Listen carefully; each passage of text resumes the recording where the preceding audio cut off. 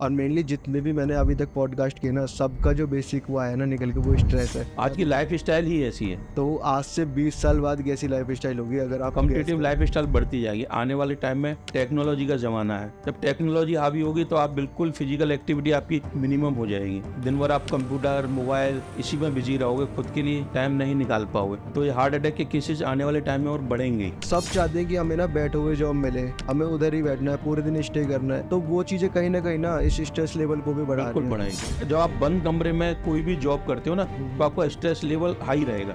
मैं ये चीज़ अभी मैंने ज़्यादातर इसलिए फील करी कि मेरे कजन ब्रदर है ना, जो सारे आईटी में है, इस हिसाब से उनका ना मैं स्ट्रेस लेवल देखता हूँ ना, वो अलग ही होता है। वो चलाते क्या, इंस्टाग्राम फेसबुक चला लिया उन्होंने, फिर उससे उसका ऑन स्ट्रेस लेवल बढ़ता है कि ये लोग तो घूम रहे हैं, ये लोग ये मजे कर रहे हैं और हम लोग ये नहीं कर पा रहे। क्या कार्डिक अटैक या फिर उसके आने के बाद, स्टंट डलने के बाद, क्या सेक्स लाइफ भी इफेक्ट होती है इससे?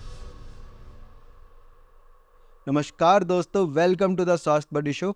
आज के जो हमारे गेस्ट स्पीकर हैं वो है doctor Arvind Singhal, who is MBBS MD DNB in cardiologist. उनको NCR के लोग तो जानते हैं, बल्कि पूरे देश भर के लोग जानते हैं, क्योंकि he is top most cardiologist in India. और आज उनसे हमें बात करके काफ़ी सारी चीज़ें पता लगी कि कैसे यंगस्टर अटैक और कार्डिक इश्यूज़ की तरफ बढ़ते जा रहे हैं ड्यू टू स्ट्रेस। और तुम लोगों को भी जानना है कि क्या बेनिफिट्स हम ले सकते हैं और कैसे इन रिस्क फैक्टर्स को कम कर सकते हैं through cardiac arrest and heart attack. तो ज़रूर ये पॉडकास्ट सुने और जितना हो सके अपने फ्रेंड सर्कल में भी सर्कुलेट करें। तो चलिए शुरू करते हैं स्वास्थ्य buddy show with doctor Arvind Singhal.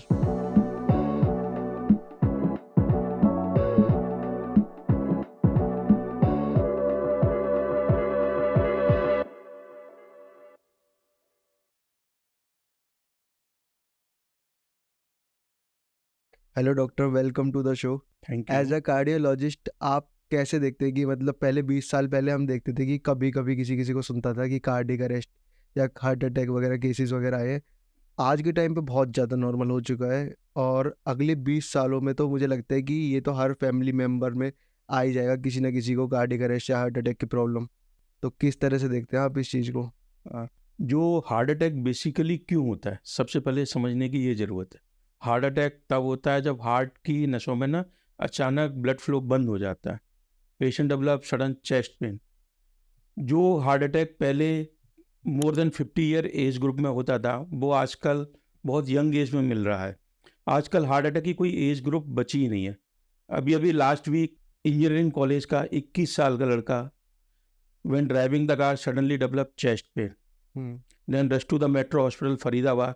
Immediate angiography की गई, उसकी मेन आर्टरी एलईडी 100% बंद थी, जिसको इमीडिएट एंजियोप्लास्टी करके खोल दिया गया। Patient become absolutely normal. But what about the rest of life? अभी इतनी यंग एज में अगर ये सारी चीज़ें प्रॉब्लम आ रही है तो रेस्ट ऑफ लाइफ में तो फिर हो सकता है कि ये ज़्यादा ज़्यादा बढ़ती जाए।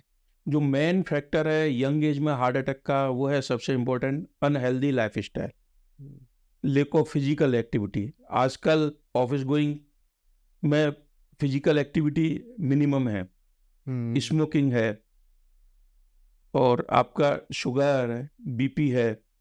Stress factor is the major culprit for the youngest heart attack. अच्छा, आप बता रहे थे स्मोकिंग। स्मोकिंग तो कल्चर में ना ऐसा देख रहा हूँ आजकल कि अगर आप स्मोक नहीं करते ना तो you are not the part of that group. बिल्कुल, स्मोकिंग बहुत ज़्यादा डेंजरस है compare to alcohol. Smoking is very dangerous for the heart attack. यदि आप ड्रिंक लिमिटेड अमाउंट में लेते हो, up to 30 ml per day, तो उससे हार्ट अटैक की रिस्क आपको बिल्कुल नहीं है। 30 ml स्कॉच और विस्की? विस्की। लेकिन आपको single cigarette smoking is very dangerous for the heart attack. Relatively आपने बताया भी स्ट्रेस का भी, तो स्ट्रेस रीजन क्यों हो रहा है? मतलब हम लोग stress due to work style, corporate pressure, work pressure, family pressure, so many factor, जिससे कि स्ट्रेस फैक्टर बहुत ज़्यादा हो गया है। उसको रिलीव करने का सबसे इम्पोर्टेंट चीज़ है मेडिटेशन, योगा, एक्सरसाइज। उससे आपका स्ट्रेस लेवल कम हो सकता है। और एक इंस्टाग्राम भी स्ट्रेस दे रहा है आजकल। Social media also a major contributor for the stress factor. उसका रीजन ये है ना कि हम दूसरों को देख रहे हैं, वो ऐसा लाइफ स्टाइल कर रहा है, वो गाड़ियाँ ले रहा है, ये ले रहा है, तो अपने ऊपर लगता है कि हमने तो वो अचीव ही नहीं किया अभी तक, वो स्ट्रेस बढ़ा रहा है हमारा। डेफिनेट। तो ये कंपैरिजन, कंपैरिजन हो रहा है दूसरों की लाइफ स्टाइल से हम कंपेयर करते हैं, उससे स्ट्रेस लेवल और बढ़ता है। और सोशल मीडिया इसमें बहुत ज़्यादा इंपॉर्टेंट रोल है। लोग आप घूमने जा रहे हैं, अपने फोटो क्लिक करके रील बना के डाल रहे हैं, उससे दूसरे लोग स्ट्रेस में आ जाते हैं कि मैं ऐसा क्यों नहीं कर रहा, मुझे भी ऐसा करना चाहिए। तो जैसे आप बता रहे थे 20 साल पहले सच्चाई बता रहे थे आप कि हम सुनते थे कि उसके फलाने के चाचा को या मामा को हाँ, एक अच्छी खासी एज होती थी उनको हो गया है, हार्ट अटैक आ गया है।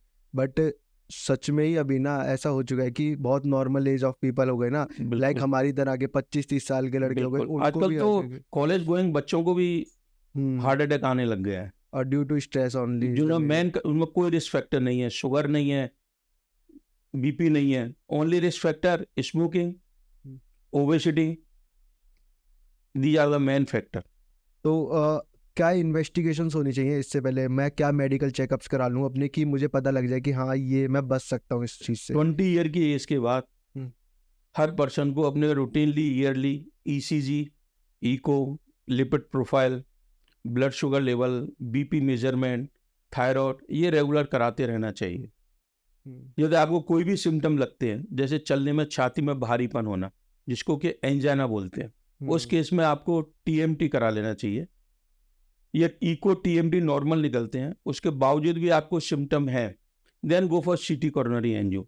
That is 70 to 80% sensitive to detect the blockage in the coronary artery.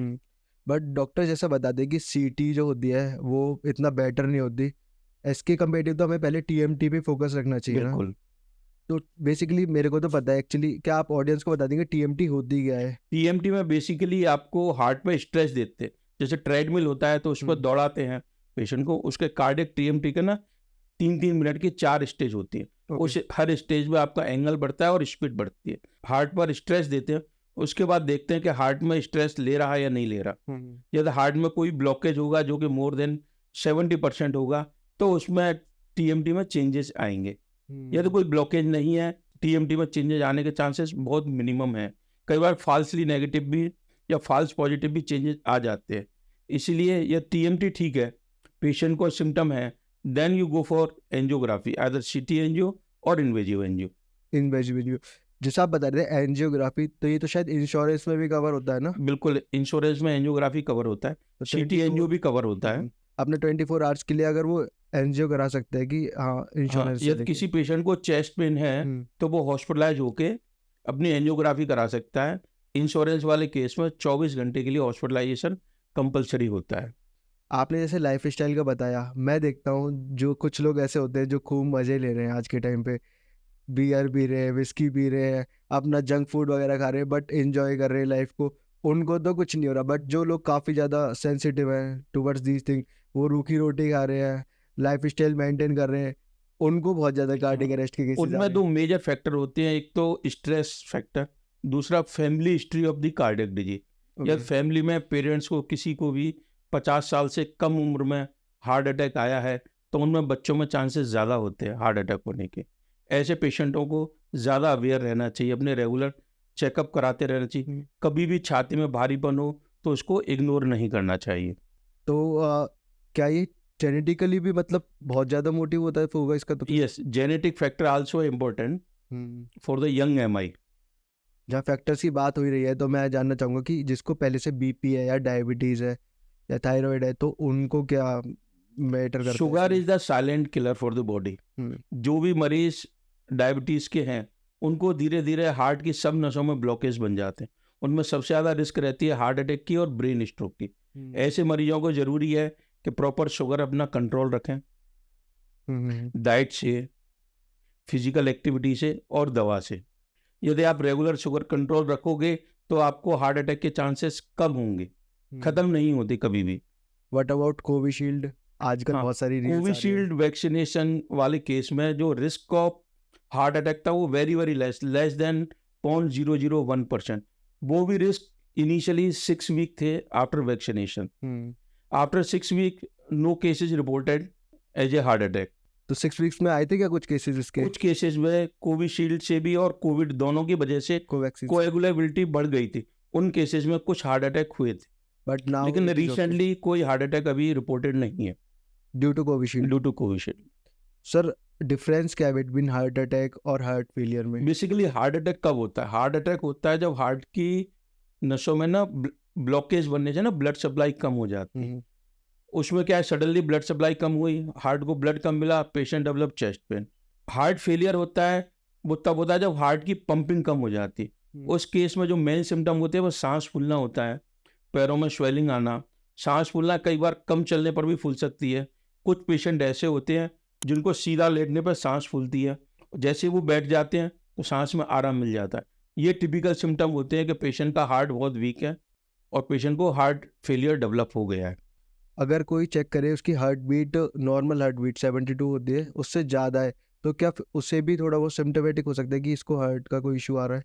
Heart beat जो नॉर्मली रेट होती है वो 60 to 100 होती है। हम्म, कई पेशेंट ऐसे होते हैं जिनको परसिस्टेंटली हाई हार्ट बीट होती है, हम्म। जिससे भी हार्ट धीरे धीरे वीक हो जाता है। What about omega 3? हमें रेगुलर कंजर्व करना चाहिए कि omega 3? Omega 3 basically poly unsaturated fatty acid है। इसको खाने से आपका जो बैड कोलेस्ट्रॉल है वो कम होता है, ट्राइग्लिसराइड कम होता है, जिसमें कि हार्ट अटैक की रिस्क आपकी कम हो जाती है।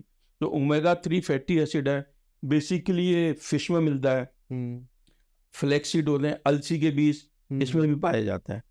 तो पहले सब लोग खाते थे अलसी के बीज, आज के टाइम पे तो कोई नहीं खा रहा है ऐसे, बट इसके साथ कैप्सूल्स वगैरह आ गए हैं मार्केट में फ्लैक्सीड के कैप्सूल्स आते हैं, वो भी हार्ट के लिए फायदेमंद होते हैं। तो अगर किसी को हार्ट अटैक आ चुका है और उसके बाद वो ये फ्लैक्सीड ऑयल कंटिन्यू करता है तो कुछ परसेंट तक चांसेस कम होते फर्दर अटैक के चांसेस उसमें कम हो जाएंगे। हैं। तो it is better to take omega 3। But जो लोग मछली खा रहे हैं उनको तो कोई ऐसा इशू आने नहीं वाला। उनको भी रिस्क कम होती है। ऐसा नहीं है कि हार्ट अटैक उनको बिल्कुल नहीं हो सकता, जो फिश खा रहे हैं, ओमेगा 3 खा रहे हैं, लेकिन उसमें रिस्क ऑफ हार्ट अटैक कम हो जाती है as compare to general public. What about junk food जो खा रहे हैं? जंक फूड से सबसे ज़्यादा दो प्रॉब्लम होती है। एक तो आपके बॉडी में कोलेस्ट्रॉल की मात्रा बढ़ती है, दूसरा आपका वजन बढ़ता है, जिसको बोलते हैं obesity. Both are risk factor for the heart attack. इसलिए जंक फूड अवॉइड करना चाहिए जितना पॉसिबल। तो जंक फूड जब हम लेते हैं तो जहाँ तक मैं समझ पाया हूँ इस पूरे प्रोसेस को, तो एक प्लेग जमना स्टार्ट हो जाता है, करेक्ट? बिल्कुल बिल्कुल। है ना? वो प्लेग जमता है तो उसके बाद उस पर ही चिपकना स्टार्ट हो जाता है वो जो अनसैचुरेटेड ऑयल है, लाइक दैट। कोई भी ब्लॉकेज एक दिन में नहीं बनता। जो कोरोनरी आर्टरी होती है उसमें धीरे धीरे ना कोलेस्ट्रॉल डिपोजिशन होता है। इनिशियली प्लाक होता है, वो blockage year by time duration के साथ साथ ब्लॉकेज 60%, 70%, 80% होता है। जब ब्लॉकेज लेस देन 70% होता है तो मरीज को कोई सिम्टम नहीं होते। जब ब्लॉकेज 70 से 90% होता है तब पेशेंट को एग्जर्शन पर सिम्टम होते हैं। जैसे कई मरीज बोलते हैं कि मैं सीढ़ियाँ चढ़ रहा हूँ तो मुझे छाती में भारीपन हो रहा है, जब मैं आराम करता हूँ पेन बिल्कुल रिलीफ हो रहा है, जिसको बोलते हैं एंजाइना। जब ब्लॉकेज 90% से ज़्यादा हो जाता है, 90, 95, 100%, तब पेशेंट को सडन हार्ट अटैक हो सकता है।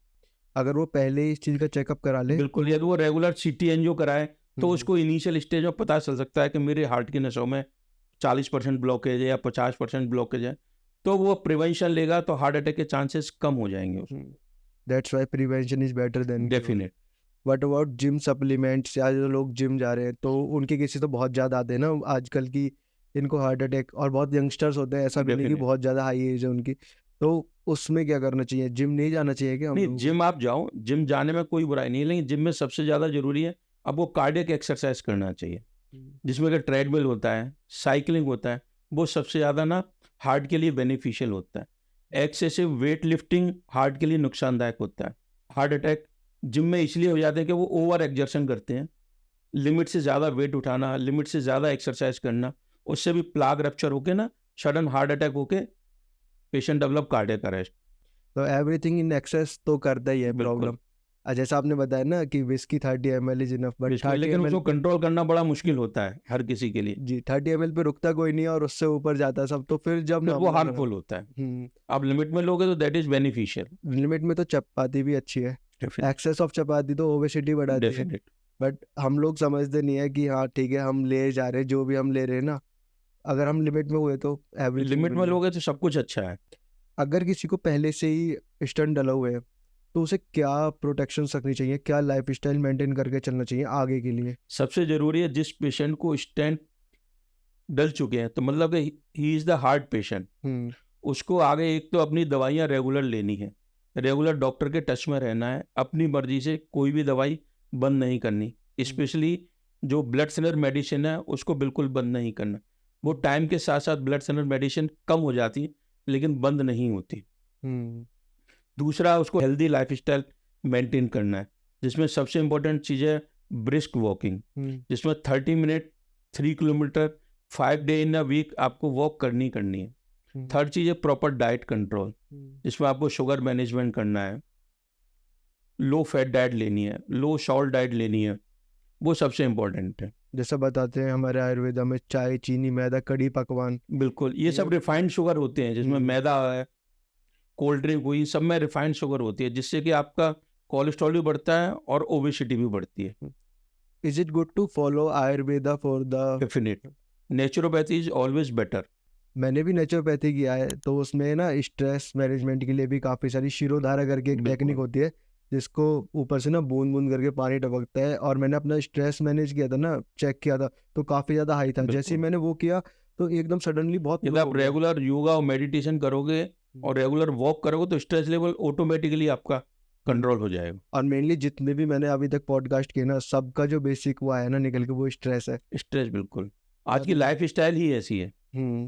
तो आज से 20 साल बाद कैसी लाइफ स्टाइल होगी अगर आप? कॉम्पिटिटिव लाइफ स्टाइल बढ़ती जाएगी। आने वाले टाइम में टेक्नोलॉजी का ज़माना है, जब टेक्नोलॉजी हावी होगी तो आप बिल्कुल फिजिकल एक्टिविटी आपकी मिनिमम हो जाएगी। दिन भर आप कंप्यूटर, मोबाइल, इसी में बिजी रहोगे, खुद के लिए टाइम नहीं निकाल पाओगे, तो ये हार्ट अटैक के केसेस आने वाले टाइम में और बढ़ेंगे ही। इवेंचुअली मैं ना ये देख रहा हूँ आज की जनरेशन में, अगर किसी से बोल देगी आपको, एक्चुअली एक कंपनी अगर चलती है तो उसका बेसिक मोटिव होता है सेल्स। बिल्कुल, तो सेल्स के लिए हमें बाहर निकलना पड़ता है। सब चाहते हैं कि हमें ना बैठे हुए जॉब मिले, हमें उधर ही बैठना है, पूरे दिन स्टे करना है। तो वो चीज़ें कहीं ना इस स्ट्रेस लेवल को भी बढ़ा बिल्कुल रही हैं। बढ़ाएगी। जब आप घर से बाहर नहीं निकलोगे, जब आप बंद कमरे में कोई भी जॉब करते हो ना, तो आपका स्ट्रेस लेवल हाई रहेगा। जब आप 4 लोगों से बाहर जाके मिलोगे तो आपका स्ट्रेस लेवल ऑटोमेटिकली कम हो जाएगा, क्योंकि आप दूसरों को देखोगे कि वो कैसे ग्रो कर रहे हैं, कैसे काम कर रहे हैं। जब आप बंद कमरे में रहोगे तो आपको समझ में ही नहीं आएगा। मैं ये चीज़ अभी मैंने ज़्यादातर इसलिए फील करी कि मेरे कजन ब्रदर है ना, जो सारे आईटी में है, और उन लोगों का पूरा पूरा दिन निकल जाता है, ना तो उन्हें खाने का टाइम है ना मतलब सोने का। तो इस हिसाब से उनका ना मैं स्ट्रेस लेवल देखता हूँ ना, वो अलग ही होता है। वो चलाते क्या, इंस्टाग्राम फेसबुक चला लिया उन्होंने, फिर उससे उसका और स्ट्रेस लेवल बढ़ता है कि ये लोग तो घूम रहे हैं, ये लोग ये मज़े कर रहे हैं और हम लोग ये नहीं कर पा रहे। क्या कार्डिक अटैक या फिर उसके आने के बाद, स्टंट डलने के बाद, क्या सेक्स लाइफ भी इफेक्ट होती है इससे? सेक्स लाइफ, यूजुअली कुछ ड्रग्स हैं कार्डियक जिनसे कि सेक्सुअल एक्टिविटी डिमिनिश हो जाती है, खासतौर से जो बीटा ब्लॉकर्स होते हैं उनसे फिजिकल एक्टिविटी कम हो जाती है। अदरवाइज हार्ट अटैक से सेक्सुअल लाइफ डिस्टर्ब नहीं होती। अगर किसी का हार्ट अटैक आ चुका है तो उसकी कितने % चांसेस है कि दोबारा से हार्ट अटैक आ सकता है? यदि वो proper healthy life style follow ना करे, प्रॉपर दवा ना ले, तो उसको फर्दर हार्ट अटैक आने की रिस्क काफ़ी रहती है। इस कन्वर्सेशन बहुत मज़ा आया मेरे को बातें करके, और मैं चाहूँगा कि ये कंटिन्यू रहे। बट लास्ट क्वेश्चन जो मैं पूछना चाह रहा हूँ ना, कि इसको रोकने के लिए हम क्या कर सकते हैं? सबसे इम्पोर्टेंट चीज़ है हार्ट अटैक को रोकने के लिए अवेयरनेस। लोगों को अवेयर किया जाए कि हार्ट अटैक कैसे होता है, और जब हार्ट अटैक आए तो आपको सबसे पहले करना क्या है। कोई भी छाती में दर्द हो तो उसको नेवर इग्नोर, सबसे पहले नियर बाय डॉक्टर्स के पास जाओ, ईसीजी कराओ। यदि ईसीजी ठीक आती है देन यू रिलैक्स।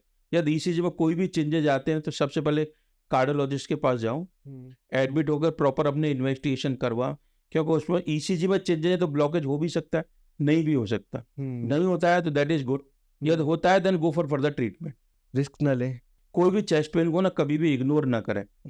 वो हार्ट अटैक का भी हो सकता है, वो गैस्ट्रिक भी हो सकता है। यदि गैस्ट्रिक है तो उससे कभी भी लाइफ की रिस्क नहीं है, लेकिन हार्ट अटैक का पेन है तो वो लाइफ की रिस्क है, क्योंकि 5% मरीज हार्ट अटैक आने के बाद हॉस्पिटल तक नहीं पहुंच पाते। एक क्वेश्चन है, आउट ऑफ द वे है थोड़ा। अभी रिसेंटली एक पेशेंट हॉस्पिटल विजिट किया किसी में गुड़गांव के, एंड देन उसको चेस्ट पेन था, तो हॉस्पिटल सजेस्टेड कि तुम्हें एंजियोप्लास्टी होगी इस केस में, बट इस पे इतना खर्चा करने के लिए पैसा ही नहीं था, तो वो मूव टू अदर हॉस्पिटल। उसमें उसे गैस की गोली दी एंड एवरीथिंग नॉर्मल। तो ये क्या सीन चल रहा है मतलब? उसके लिए जरूरी है कि कोई भी डॉक्टर आपको एडवाइस करे तो you can take the second opinion from the other doctors. उसमें कहीं कोई प्रॉब्लम नहीं है। जब आप सेकंड ओपिनियन लेते हो तो आपका कॉन्फिडेंस और बढ़ जाता है जो ट्रीटमेंट मुझे मिल रहा है वो सही है या गलत है। Definitely, you people can visit Metro Hospital, doctor Arvind Singhal, for the second opinion. नहीं, फर्स्ट ओपिनियन के लिए चले जाइए, आपको सेकंड लेने की जरूरत ही नहीं पड़ेगी। तो thank you doctor for this conversation. Thank you so much हमारे शो पे आने के लिए, स्वास्थ्य बड़ी शो पे आने के लिए। एंड डेफिनेटली लोगों के अंदर अवेयरनेस आएगी रिगार्डिंग दिस बिल्कुल, कार्डियक बहुत जरूरी है, अवेयरनेस बहुत जरूरी है। हम्म, अवेयरनेस आप सोशल मीडिया के थ्रू भी लोगों को अवेयर कर सकते हो, कैंप से अवेयर कर सकते हो। डेफिनेटली अगर कोई स्वास्थ्य बड़ी से पेशेंट आए तो आप प्लीज उसको थोड़ा सा definite thank you so much.